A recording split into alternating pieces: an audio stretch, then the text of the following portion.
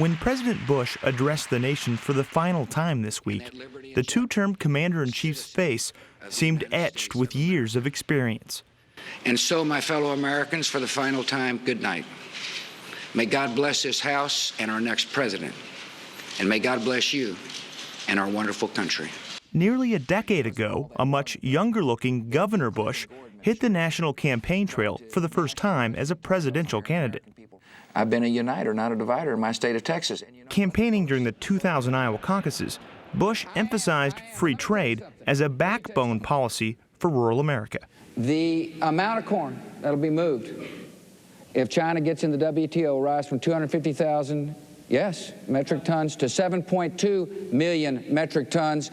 Opening up Chinese markets is good for Iowa farmers. Yes, sir. Governor, it is good for Iowa farmers. Here's your fallacy. And you believe the Chinese government will keep their agreements. They haven't kept their agreements for 20 years. That's why we let them in the WTO. That's part of agreement keeping. That brings China to That just gives them another agreement to break, Governor.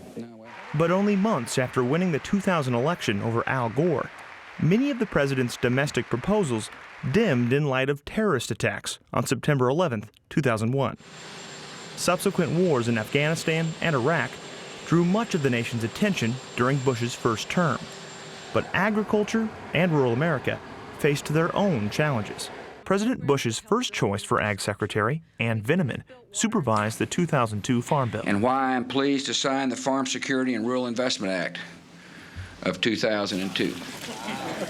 But also understand when there's oversupply, it's a problem. And one of the ways to deal with oversupply is to sell Iowa pork in foreign markets. I need the Trade Promotion Authority. Foreign trade expansion remained a central goal for Bush, an issue he took directly to the heartland, even speaking at the 2002 Pork Expo. And my promise to you all is this. We're not going to treat agriculture as some second-class citizen when it comes to international trade agreements.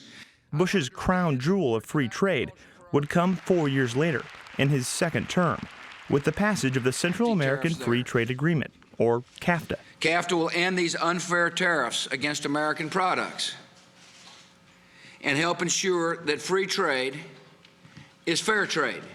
CAFTA passed by a razor-thin one-vote margin in a late-night congressional session.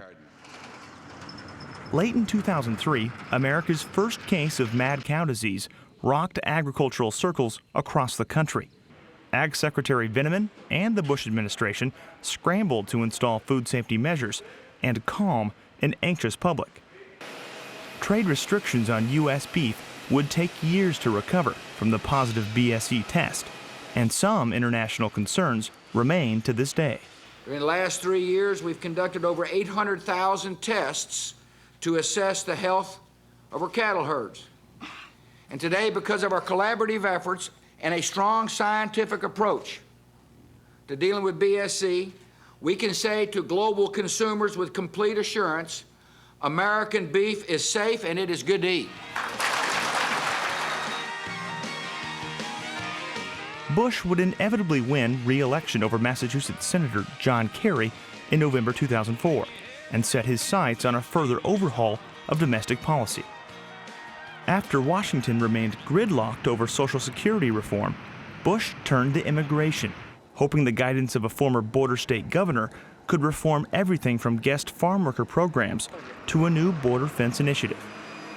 The immigration debate eventually devolved into a series of accusations, labeling the Bush proposals as amnesty or falling short of true reform. The immigration bill failed in Congress, and Bush would eventually instruct the Department of Homeland Security to build thousands of miles of new fence line along the U.S.-Mexico border. On farm policy, President Bush's second term brought a new agriculture secretary and Nebraska Governor Mike Johans. Governor Johans is an experienced public service servant from America's agricultural heartland. Johans, a former Iowa farm boy, crisscrossed the country in a series of Farm Bill listening sessions.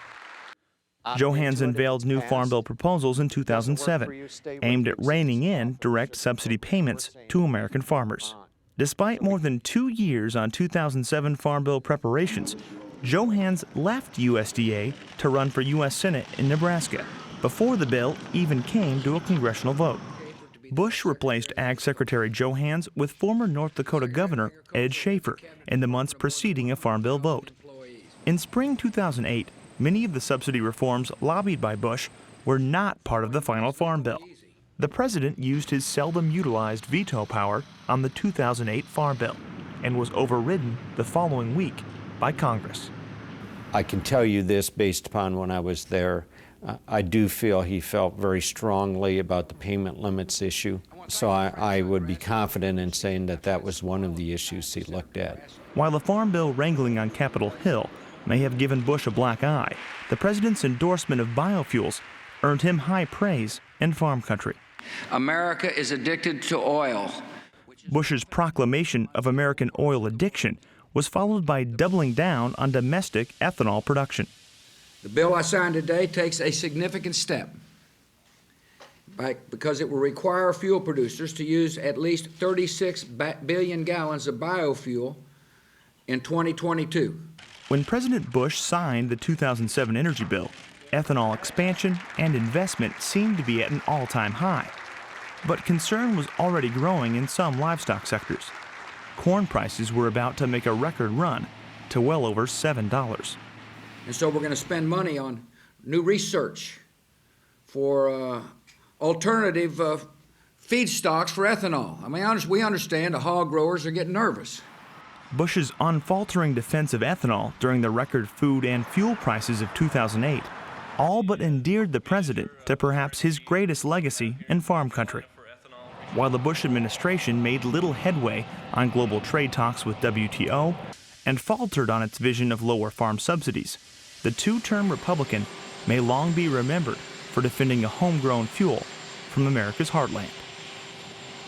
For Market to Market, I'm Andrew Bott.